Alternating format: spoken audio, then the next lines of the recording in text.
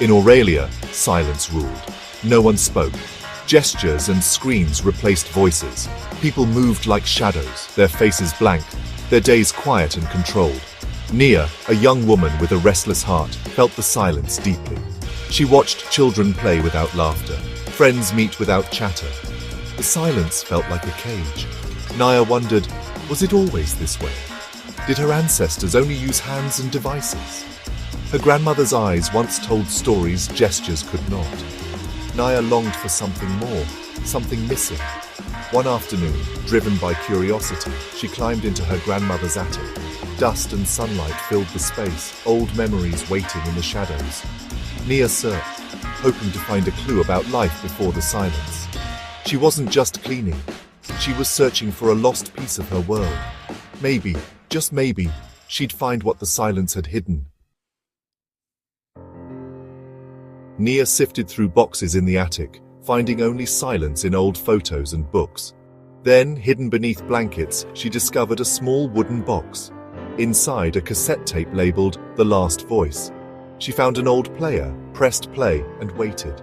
A hiss, then music, a woman's voice singing a lullaby. Nia had never heard a human voice before. It was warm, alive, and full of feeling. Tears streamed down her face as the melody wrapped around her. She listened again and again, realizing it was her grandmother's voice. The lullaby spoke of stars and dreams, of love and comfort. Nia understood this was what her town had lost. The voice was a treasure, a message of hope from the past. That day, Nia vowed to find her own voice. In secret, Nia practiced the lullaby's words, her voice shaky but determined. Each day, her whispers grew stronger, shaping sounds into words. At school, Kale overheard her and revealed his own secret tape, his grandfather's story. They weren't alone. Others had found tapes, poems, laughter, stories. Together, they formed the Whisperers, meeting in hidden corners to share and practice. Their voices, once timid, became a quiet rebellion.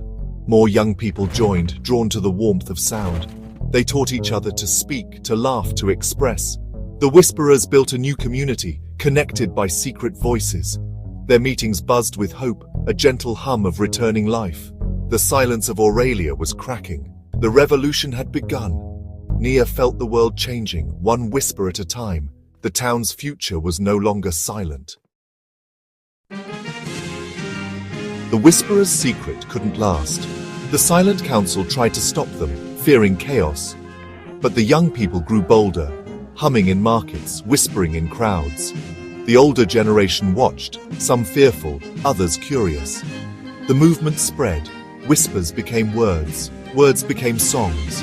The council's grip weakened as voices filled the air. Nia, now confident, stood before the town and sang her grandmother's lullaby. Her voice rang out, clear and strong, echoing through the square. One by one, others joined, Kale, Ilara, and more.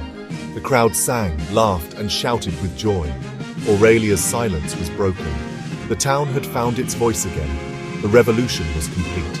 And in the echo of song, hope returned.